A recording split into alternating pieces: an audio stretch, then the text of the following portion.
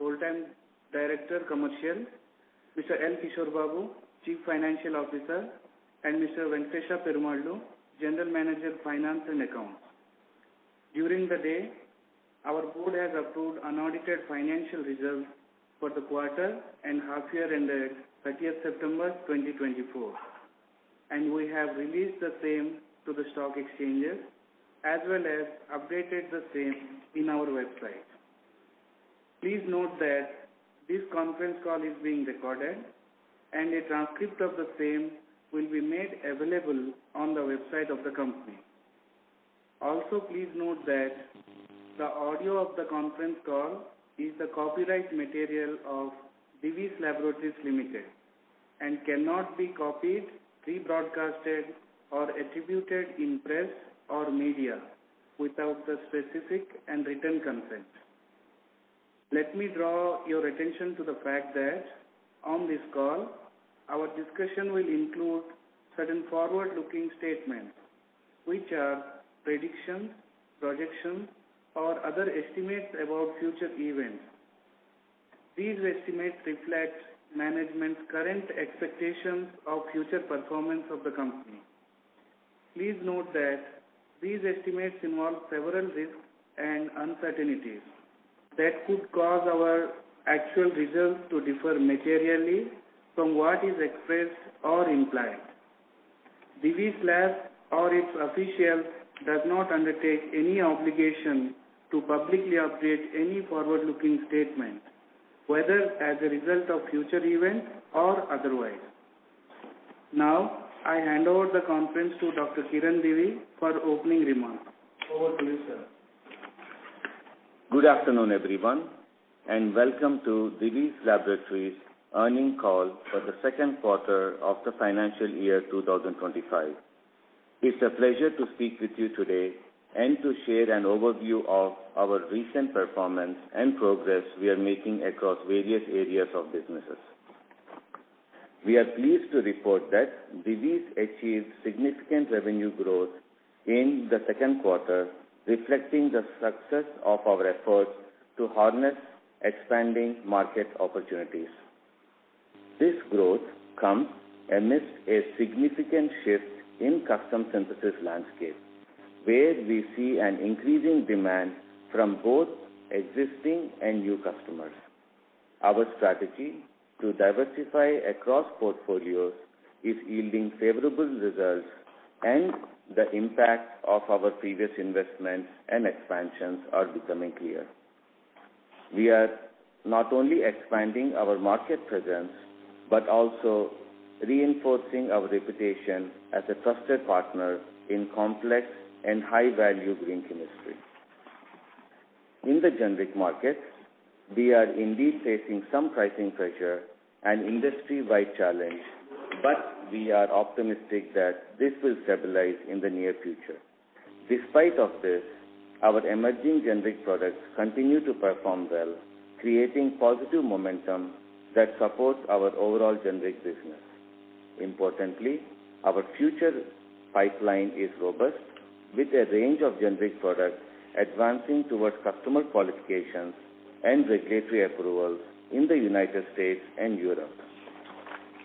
We anticipate these products to start contributing to our revenues from 2026 onwards. Our contrast media segment is another area of noticeable progress, where we are currently engaging with most of our key customers, and our projects are moving through various stages from qualifications to commercial supplies. This strong engagement underlines our growing demand for our capabilities in contrast media and providing us with significant growth potential. Within our custom synthesis division, we are seeing increased interest and engagement from our customers. The number of RFPs and on-site visits from our existing customers and potential customers has been steadily rising, with a focus on securing long-term partnerships that emphasize supply chain resilience and backward integration. Our approach in custom synthesis continues to be collaborative and forward-thinking, ensuring we are well positioned to support the evolving needs of our customers. In response to the wave of new peptide drugs, particularly those targeting GLP-1, we are making investments to expand our technical capabilities. We have established infrastructures dedicated to solid-phase peptide synthesis and currently operating multiple 500-liter reactors. With the demand continuing to rise, we are now expanding our solid-phase peptide synthesis facilities further. On the technology front, Divis has been successfully utilizing continuous flow chemistry technology. We have successfully applied this technology in our labs and at a pilot scale. Divis is set to expand its use into commercial scale production in the next 1 to 2 years. This step not only talks about our enhancing our efficiency, but also reflects our commitment to innovation and advanced technology. We are also excited to report that our greenfield expansion at Unit 3 is progressing well. This 200-acre project represents a significant step forward in our growth trajectory. With phase-wise production activity expected to begin in December 2024, this facility will provide us with added capacity needed to support our growth and further extend our production capabilities. In Q2, we have successfully concluded a US FDA inspection at our Unit 2 facility in Visakhapatnam. This positive outcome reaffirms our commitment to the highest quality and regulatory compliance standards, underscoring our reliability as a global supplier. Beyond our operations, Divis Laboratories remains deeply committed to corporate social responsibility. We believe in contributing to the well-being and sustainable growth of the communities around us, particularly in Telangana and Andhra Pradesh, where our manufacturing units are based. This quarter, our community initiatives were centered around expanding access to primary health care in rural areas. We deployed mobile health screening vehicles to bring essential services directly to the rural populations, ensuring daily healthcare needs are met. We also supported the establishment of community healthcare centers, conducted in-school health checkup camps, and extended assistance to several government hospitals in Visakhapatnam. These initiatives are aligned with our commitment to fostering healthier and more resilient communities around us. Now, Ms. Nilma Prasad Devi will present you with the financial highlights of the second quarter of the financial year 2024-25. Thank you. Good afternoon, ladies and gentlemen. Thank you for joining us today as we gather to discuss Divis Laboratories' operational and financial performance for the second quarter and the first half of FY24-25. I am pleased to share that Divis has achieved sustainable double-digit growth in the first half of this fiscal year. This is a testament to the resilience and dedication of our teams, as this growth has been realized despite significant logistical challenges. Continued disruptions in Red Sea have impacted global shipping lanes, with increased attack on commercial vessels prompting the rerouting of shipments via South Africa. This change has extended our transit times from around 45 days to approximately 70 days and raised associated logistics costs. In anticipation of these issues, we have been in close communication with our customers to plan shipments well in advance, ensuring that we meet their requirements with minimal disruption. Our commitment to efficient supply chain management has been paramount in maintaining a steady flow of products to our customers, even amidst these disruptions. On procurement front, we have observed stability in raw material prices over the past 6 months. While the stability has been favorable, we are approaching it with caution as the market remains sensitive to developments in the Middle East and fluctuations in crude oil prices. A sudden shift in these factors could impact raw material costs, and our teams are closely monitoring the situation. To mitigate the risks related to inventory management, we have adopted a proactive approach by advancing shipments by 3 to 4 weeks maintaining extended safety stock levels, and diversifying our supply base wherever feasible. These measures are designed to safeguard against potential supply chain disruptions and ensure that we can continue to meet our customer demand without compromising on quality or timelines. Our commitment to operational excellence and our strategic adaptability have been key in navigating the challenges of this first half of the year.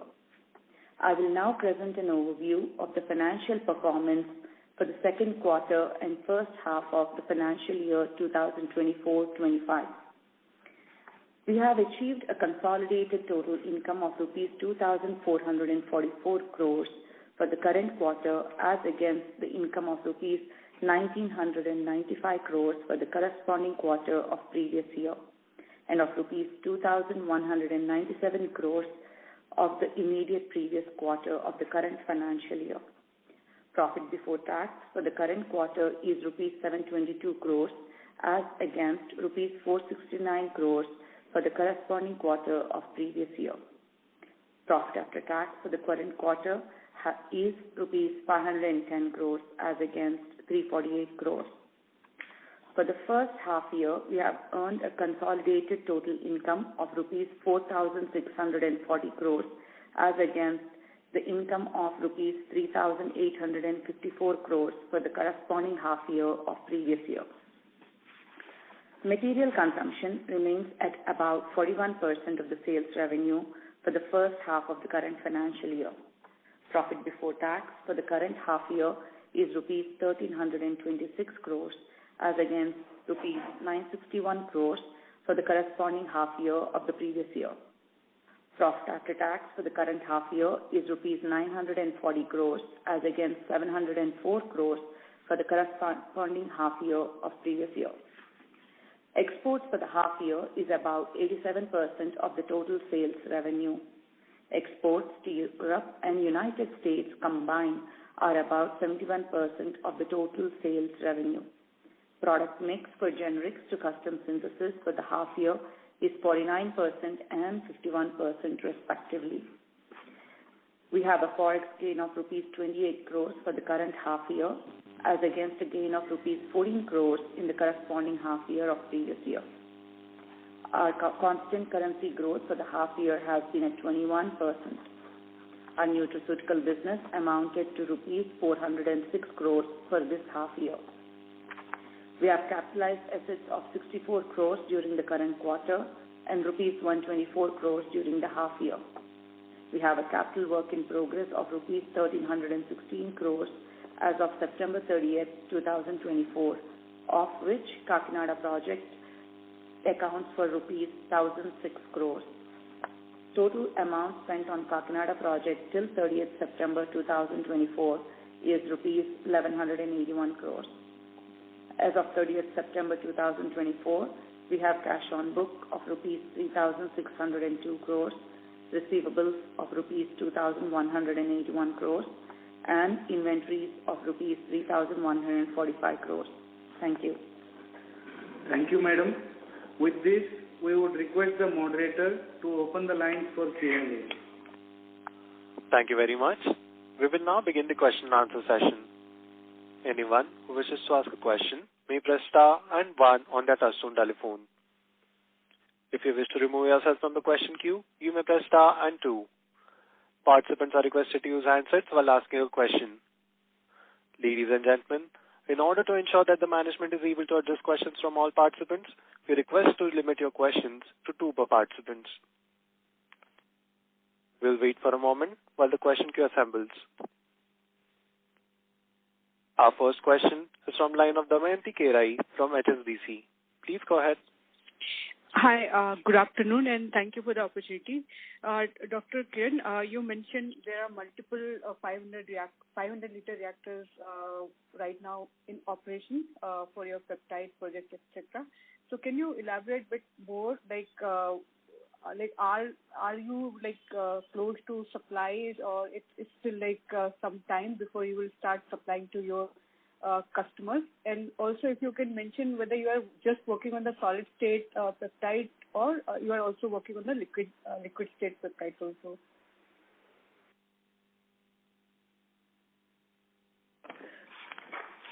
So, as I explained before in the previous call, we have been in the peptide business for the last 14 years, where we have developed amino acids, protected amino acids, and we have been supplying these to several innovators for them to produce their GLP-1s. Now we have got into solid phase peptide synthesis and also liquid phase peptide synthesis, both to produce fragments. These are for tetramers, octamers, or decamers. And we are right now producing, and they're undergoing qualifications. Then they have to go into filing. So it will take some time before they totally commercialize. In terms of peptides, right now we are supplying the individual protected amino acids while the qualifications are going on. So approximately, say in another 12 to 15 months, do you think supply can start for these products also? We are hoping it would be sooner, because the sooner we can get approvals, we can sell. But all this depends on the regulatory bodies, both in US, Europe, Japan, different countries. So it completely depends on when we would get regulatory approvals. Sure. And my second question in the generic business.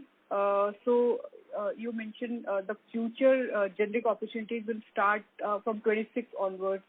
So can you provide some color, like how many new products you can launch under that bucket? And in terms of performance of the existing business, are you seeing a pricing challenge across the board, or it's particular to certain products only?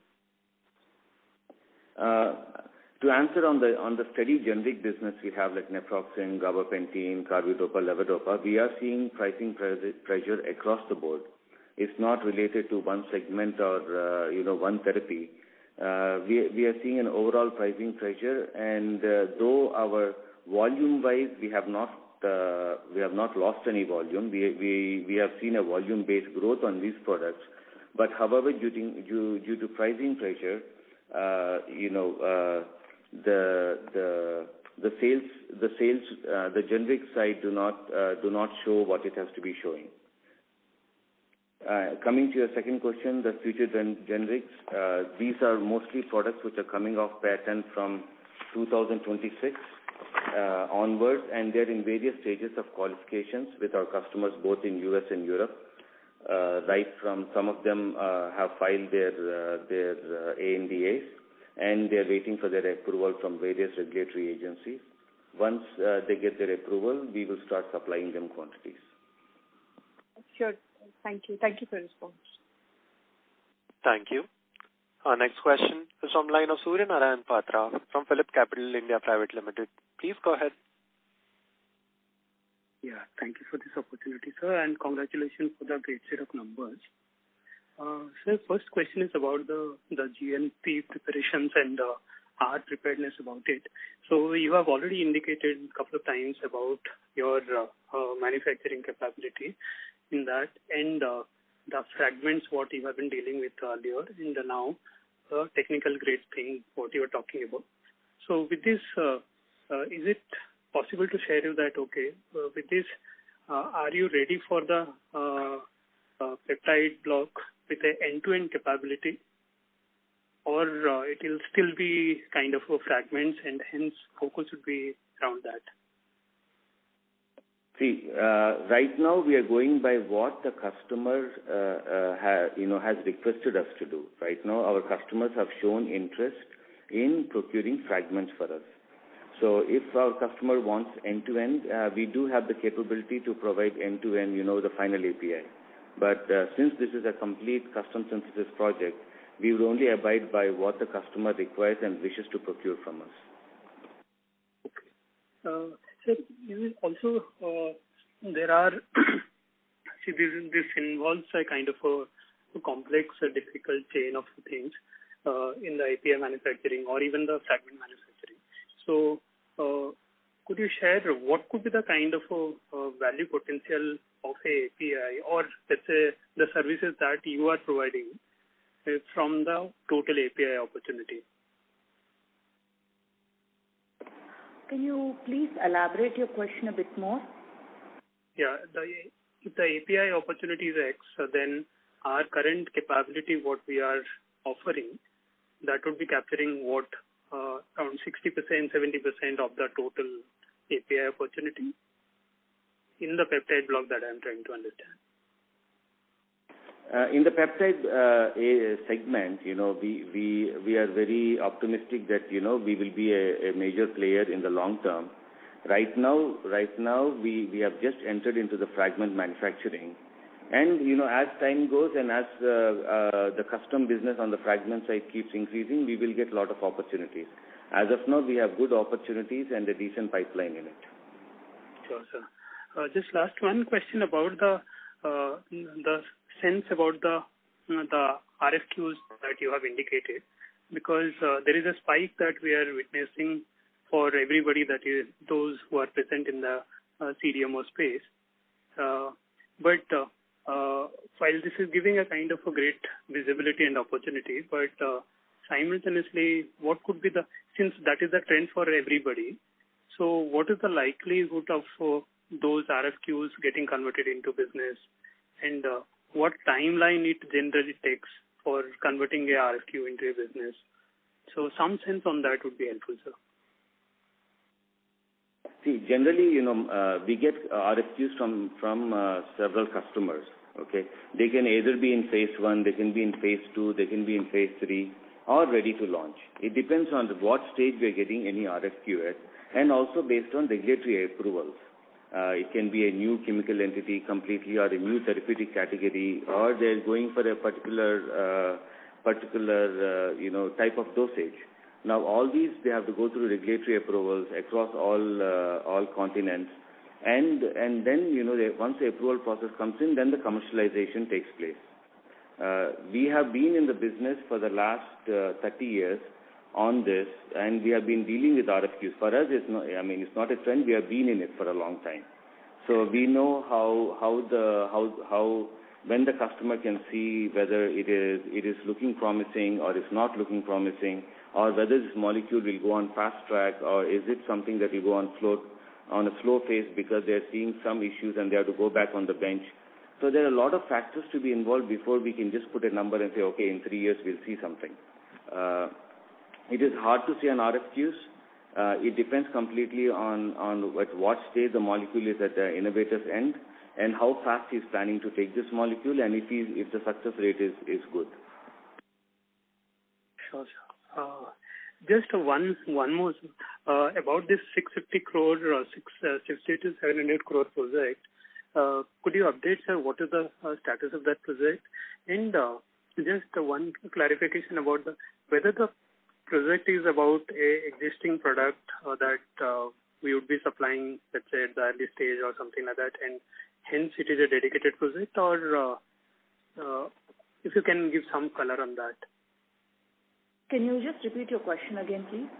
The 650 to 700 crore project, dedicated one, what we are working on it, and it should be a kind of FY27 opportunity. So the nature of the project, whether it is that we have been associated with the customer for some early component, and now it is getting converted into a kind of dedicated project, or what is the nature of this?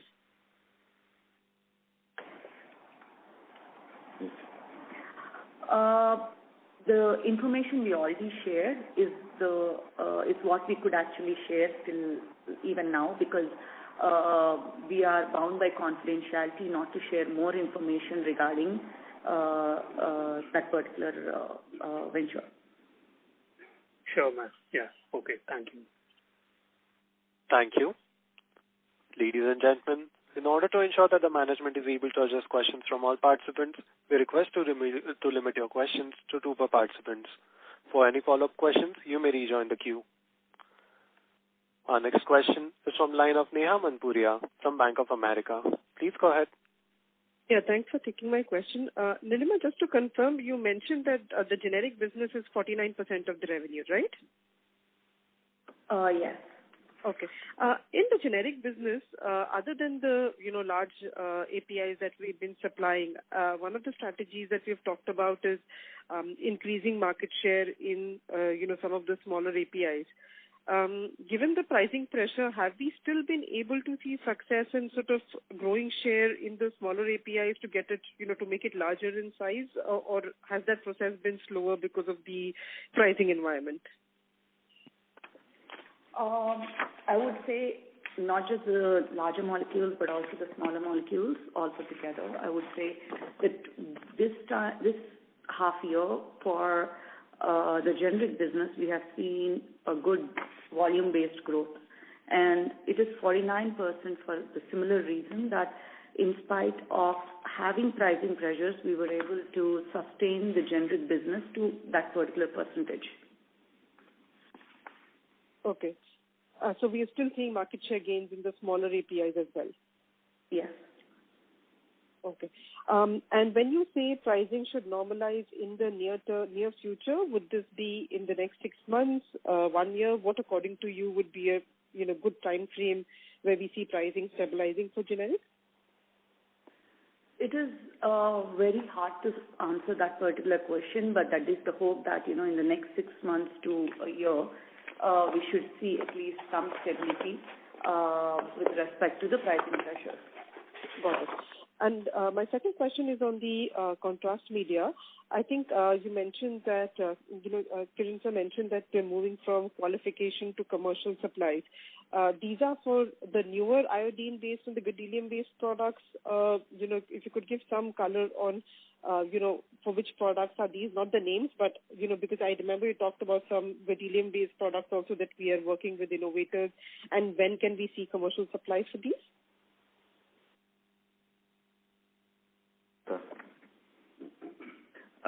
So on the contrast media and the iodine-based products, a few of the molecules we are in qualification stages, and few of them we have already commercialized with our customers, and where we have even long-term contracts with them. And as time goes, the volumes will increase even with them. So that answers the iodine-based product. Coming to gadolinium compounds, we are still in qualification stages with our customers, and we hope in the next 1 to 2 years we will be commercializing on them. And these are for a lot of gadolinium compounds, or a few of them? As of now, because we have CDAs with several customers, I can just say that we are working quite a bit with a lot of customers on several compounds. I would leave it there. Thank you. All right. Got it so much, sir. Thank you so much. Thank you. Our next question is from line of Abdul Qadir Puranwala from ICICI Securities. Please go ahead. Yeah. Hi. Thank you for the opportunity. So my first question is with regards to your GLP products. So just wanted to understand, are you trying to target a basket full of products, or these are quite specific, specific products what you are doing for your customers currently?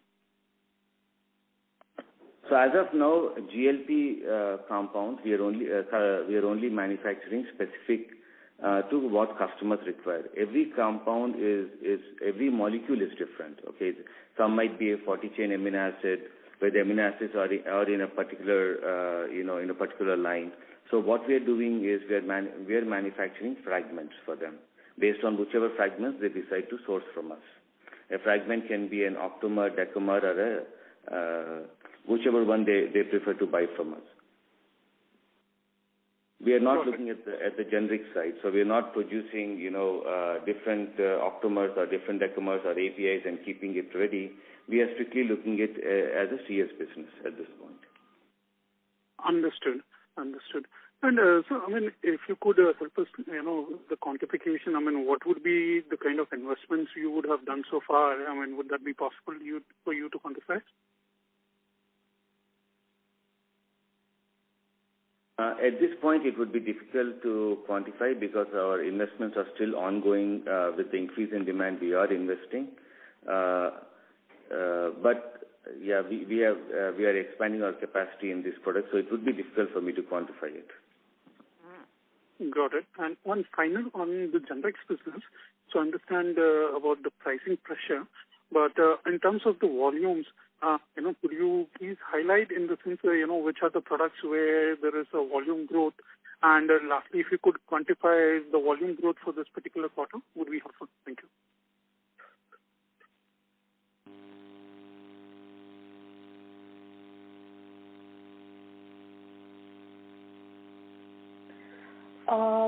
I would say most of our generic products, we did have a good growth, and most of our key products, which we have been having quite a substantial market share, where we are the leading market share, we did have a very good growth, which is a volume-based growth, which is almost like a double-digit growth that I would say volume-based.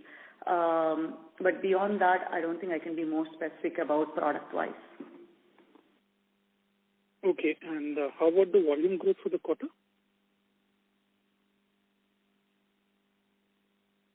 That's what I just mentioned. It's the similar situation across the quarter as well. All right. Thank you. Thank you. Our next question is from line of Vivek Agarwal from Citigroup. Please go ahead. Yeah, hi. Thank you. So, Kiran, sir, you have alluded that you are working on both solid phase peptide synthesis and liquid phase peptide synthesis. So, just want to understand that are you working for only one innovator with these two technologies, or you are working with the different innovators? Thank you. With regards to peptides and fragments, we are working with several customers. And each one has their own requirements in terms of fragments, in terms of the chain, whether they want octamers, decamers, or purification. Whatever the customer requires, we are producing. But in simple words, we are working with several customers. And you are working on the projects which are already commercialized, right? If I understand correctly. We are working with customers who have projects already commercialized. We are working with customers who are in phase 3, phase 2. So we have a pipeline which is working right now. Okay, thank you. And just the second question, you highlighted that you are operating multiple 500 liter reactors. So is it possible for you to quantify what is the current capacity that you have for solid phase peptide synthesis? And over the next couple of years, how much capacity you plan to add? Although you are not quantifying the investments, etc., but you can quantify in terms of capacity of solid phase peptide synthesis. That would be super helpful. Thank you. Yeah, in terms of capacity, because we have confidentiality agreements where we have procured reactors based on product specific for a customer, I'm not at the liberty to talk about capacities. Okay, understood. And I can just talk about my general plant. I have a few 500-liter reactors, which I'm using it for qualifications. But product specific, whichever I'm working for customers, I cannot discuss. I'm sorry. Yeah, no problem at all. And is it fair to assume that you are not working, given that you are working with the innovators in the GLP-1, you will not work for the generics, or you are still interested in the generic opportunity as well that may open in 2026? As of now, our focus is on custom synthesis in peptide business, because all the GLP-1s are right now still under patent, and we are focusing more in that segment. Thank you. Just one more question, if I can squeeze in. This is related to contrast media, right? In the previous call, you talked about that you are seeing a strong demand and expanding the capacities for one or two of your products, right? So is it possible again here that how much the volume can increase as far as the contrast media is concerned over the next 2 to 3 years? Thank you.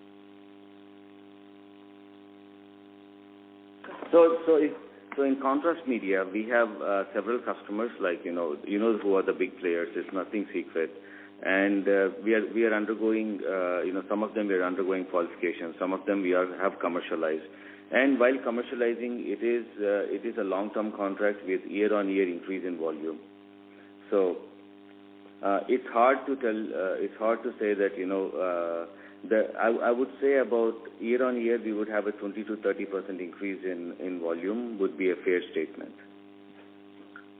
Thanks, Kiran. I have more questions, January 2nd. Thank you. Our next question is from line of Vino from Elara Capital. Please go ahead. Hi, good afternoon. Just two quick questions from my side. One, if I look at the consolidated other expenses, I see it is flat or maybe slightly down YOY. What helped us here? Can you please repeat the question again? It wasn't clear. Yeah, I was looking at the other expenses in the consolidated P&L. It is flat YOY or slightly down. What has helped us there?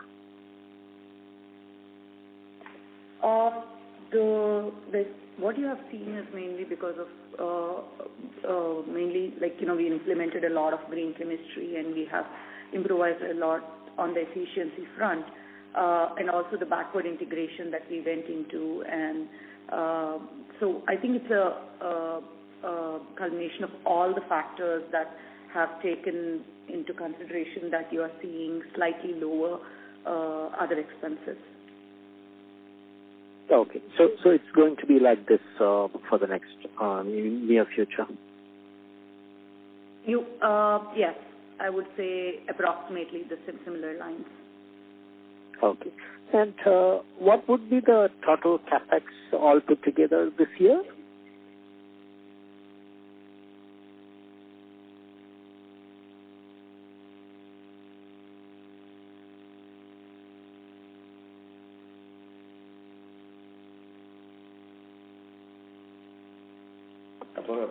I would say, including Kakinada and everything put together, another 1,000 crores is what we are assuming.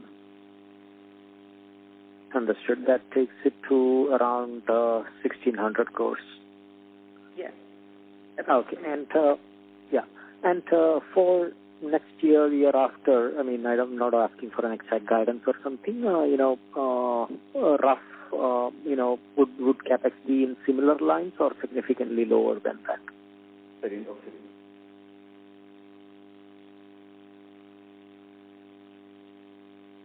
Sorry, I didn't hear if you said something.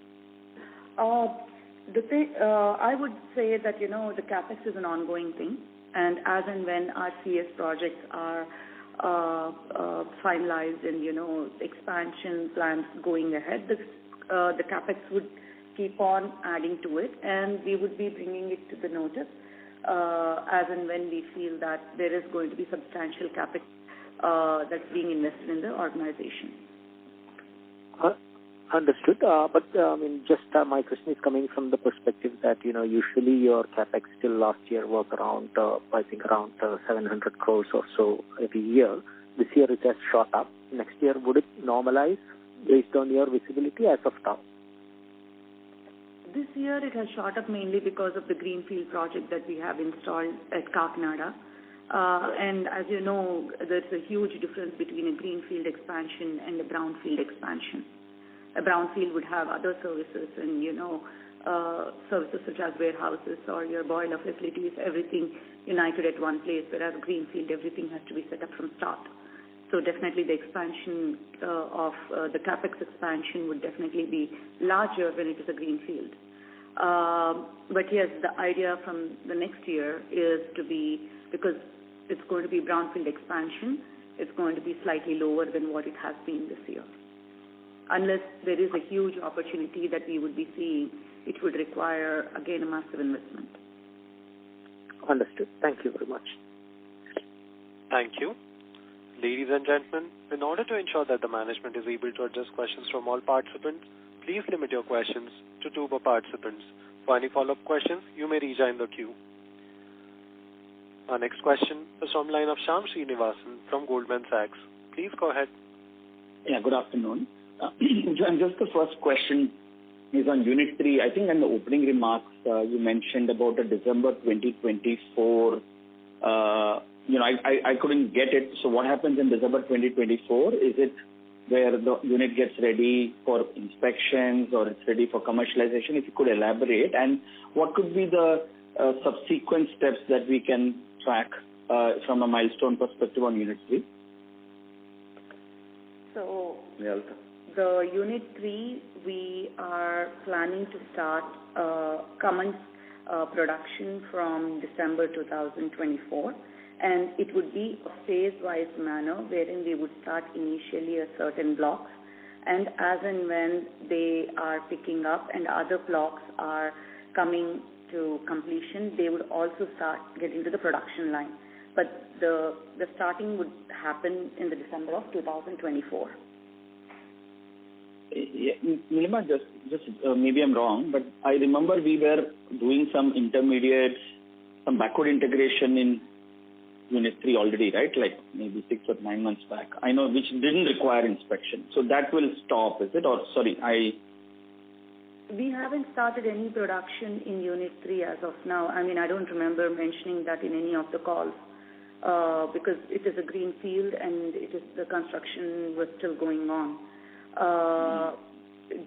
Kakinada is going to be a combination of multiple things, and certain regulatory requirement and non-regulatory requirement products would be maybe planned over there. But as of now, there is no production happening over there, if that's what your question is.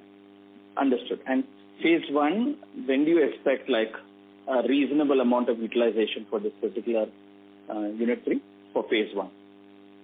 So Unit 3 will start in December in a phase-wise manner. We think about in the next 6 to 7 months we will use complete phase 1. Initially, since we have to search for regulatory approvals, which will take time. We will do some backward integration over there and free up capacity at our regulatory units where we can produce additional products.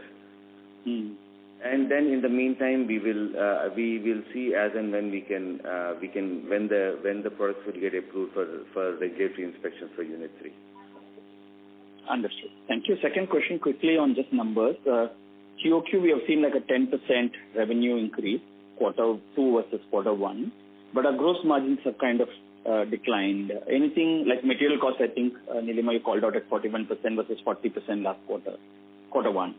So anything that has changed? Is it the generic pricing pressure that is leading to this? Any qualitative color, please? Thank you. I would say generic pricing pressure would play a role in that, but that's not the complete scenario.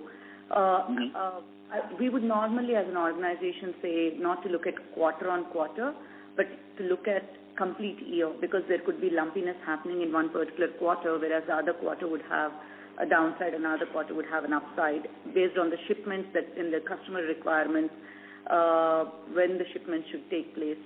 So ideally speaking, we would say look at the whole year rather than looking on quarter.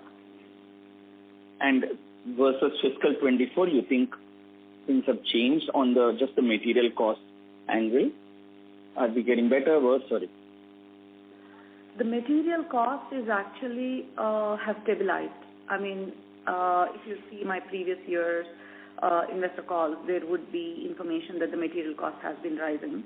Right now, what we see is slight downward trend and stabilizing trend. So we are hoping this year it would be a stable material cost. Thank you. Our next question is from line of Tushar Manudhane from Motilal Oswal Financial Services. Please go ahead. Yeah, thanks for the opportunity.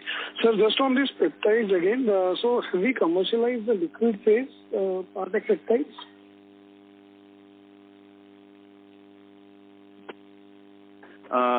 We have been there for a long time on the liquid phase peptide synthesis. What we have introduced in the last 1 year and we have been working on is solid phase peptide synthesis. And we are working only on custom synthesis projects, so it's based on whatever the customer requires. If he prefers us to make in liquid phase, we will make it in liquid phase. If he wants us to go by the solid phase peptide synthesizers, we will produce in that model. Understood, sir. And sir, with respect to this Unit 3, this is for like custom synthesis, generics, peptides, if you want to call out in terms of what kind of products we will manufacture? I didn't understand your question. I'm sorry. At Unit 3, the one which is going to start the production, if you would call out like segment-wise, this Unit 3 will have more of the generics or the custom synthesis or these peptide products? It will be a mix of everything. like I explained previously, initially we will be producing certain backward integrated products to free up capacity in our existing plants so that regulatory products can jump in, while we will be qualifying regulatory products here too. So it is a product mix like we have Unit 1 and Unit 2. Understood. And lastly, maybe one just clarification, this contrast media product segments, so this is under, we put it under generics or custom synthesis?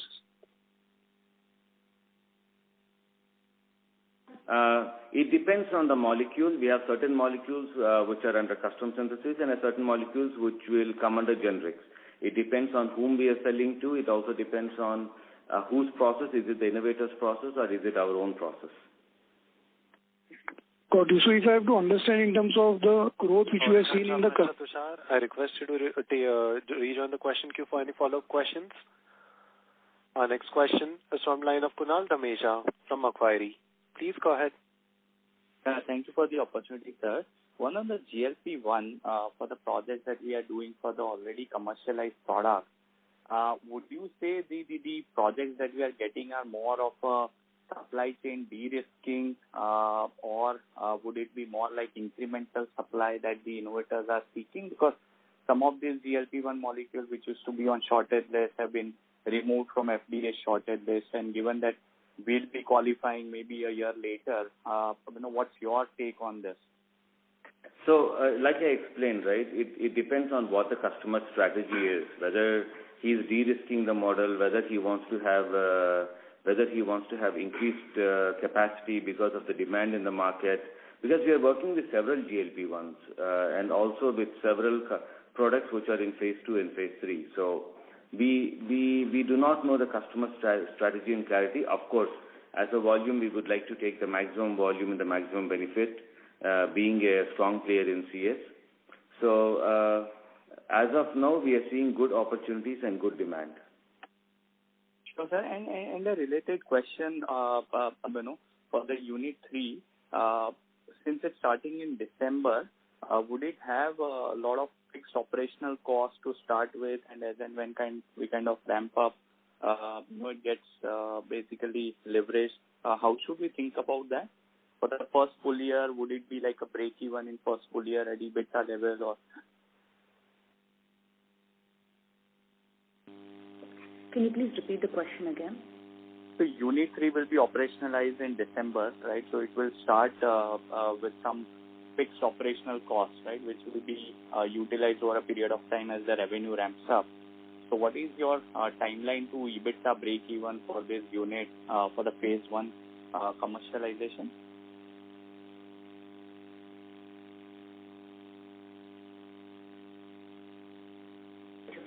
It will slowly scale up. Like I explained to you, right now we will be producing certain backward integrated products while we're undergoing qualifications for certain products, and we have to go through regulatory approvals for commercial supplies. So it will take time before we can stabilize phase 1 of Kakinada. Sure, sir. Thank you and all the best. Thank you. Our next question is from line of Anubhav Agarwal from UBS. Please go ahead. Yeah, hi. Thank you. One question, just want to understand on the generic side, you made a comment that on the price erosion. Trying to understand what's causing this price erosion, because my sense is that most of the molecules you're supplying have been off patent for a very long time. You have a very large market share. So is it high inventory at the customer level? Basically, I'm doubting that there will be new approvals which is causing the price erosion. Can you elaborate on the generic segment here? If you hear from my previous calls, okay, there is a lot of inflation globally, where there's a huge pressure either to drop the prices, to make the medicines more affordable, and is passed on to our customers from the government agencies, which is coming to us. So it's not that there are new approvals. Of course, some customers may want to venture in, they will qualify us. So the volumes are growing. So on a volume base, we have increased our sales volume. But on a pricing pressure, the pressure seems to still continue, and we are just hoping it will normalize soon. Okay, that's helpful. Second clarity, I think Nilima mentioned about that advancing shipment by 3 to 4 weeks to take care of the logistic issues. Just trying to understand this more. Since when you would have done this? Is this quarter or for last 2-3 quarters you've been doing it? That's one question here. Second is, what does it mean? The customer is holding a month inventory higher here? It is from, you can say, this quarter. We've been proactively planning, and we are advancing the shipments of our customers as well as our suppliers, not just our customers. Wherein the material we are holding it at our end.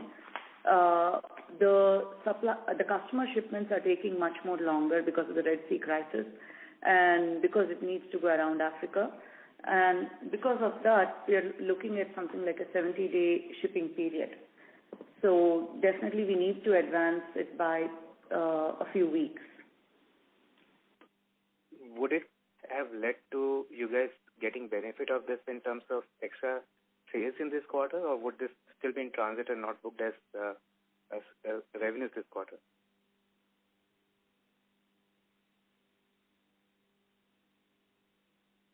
No, this is not that we have advanced the shipments. The shipments have been planned according to customer requirements and have been sent. It is not sending material in advance and stocking at the customer. The customer is also using it just in time. Okay, sure. Thank you. Thank you. Our next question is from line of Lakshmi Narayanan from Tunga Investments. Please go ahead. Yeah, thank you.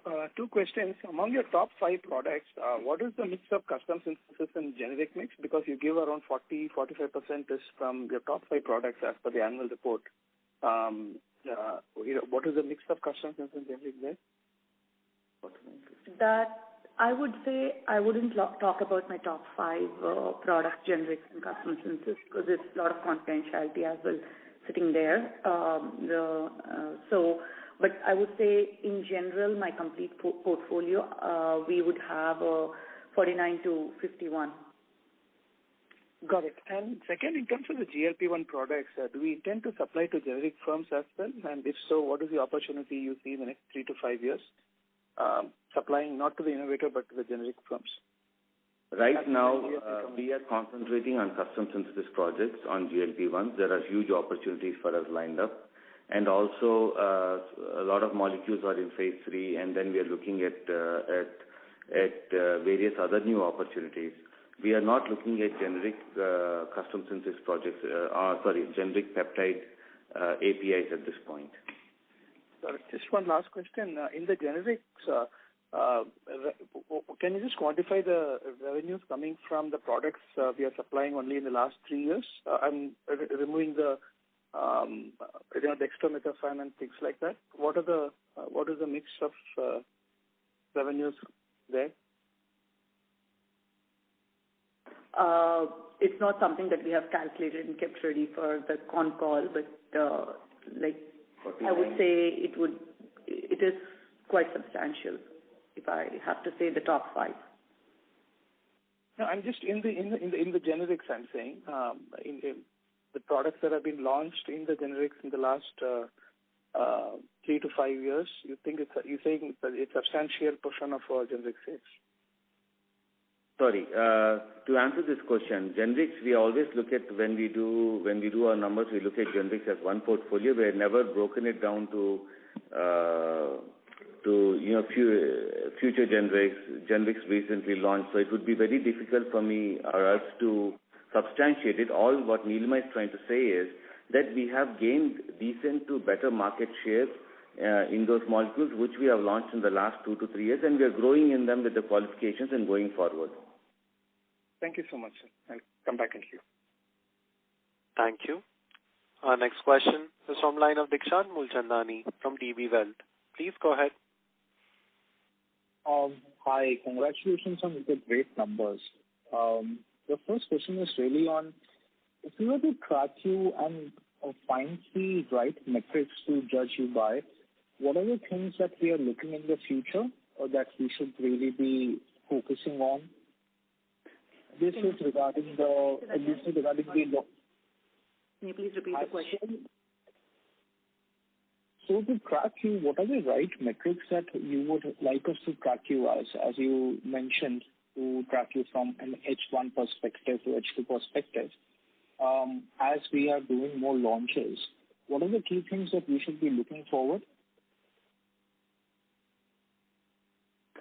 So, if I understand your question correctly, we have, like I explained in my previous calls, we have the 6 growth engines in place, right from our existing business generic products, which we are, maintaining them quite stable and then increasing it in growth in terms of volume. We also have our sartan business, which is growing steadily. Our future generics, which are ready to be launched from 2026, and we are undergoing various stage of qualifications with our customers, and we are getting up from launch from 2026. Some are going to be launched in 27, 28, all the way to 29. Apart from that, we are working on the next set of molecules for them to come off patent. Yes, please. So, regarding these 26 launches that we are having in 2026, what you have alluded in the previous phone calls to, some products are going off patent and we'll be able to do on generics. Can you share some particular drugs that we can think or look at right now?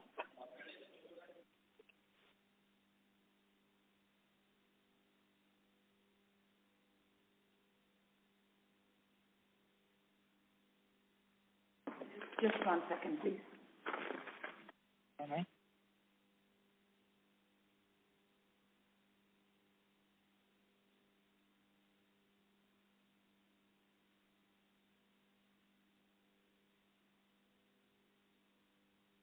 Can you just repeat your question once again? In the previous phone calls, you had mentioned, and even in this one, that in 2026 we will be launching more drugs, and these drugs would also be drugs which were previously patented and are coming off of patents, and we are going to go on generics as well. So could you just give us some key drugs that we are focusing on right now, so that it would be easier for us to track it? Typically I would not like to disclose these drugs. The only one I can talk about is what I spoke last time, is ticagrelor, which is coming off in 2026. But we have several other molecules that are coming out in 27, 28, and 29. That's all I would answer right now. Got it, sir. Just one last follow-up is on the Ozempic drug that we have been working on, or can we really talk a little bit more on this, the GLP-1? I'm extremely sorry. Due to confidentiality, I cannot talk about a drug or a product, because you are mentioning a particular name and I'm not at the liberty to answer that question. No problem, sir. Thank you so much. Thank you. Ladies and gentlemen, in the interest of time, that was our last question for the day. I would now like to hand the conference over to Mr. M. Satish Chaudhary for closing comments. Thank you all for joining us today for the earnings call of Divis Laboratories Limited. In case you need any further clarification, please reach out to our investor relations. Thank you.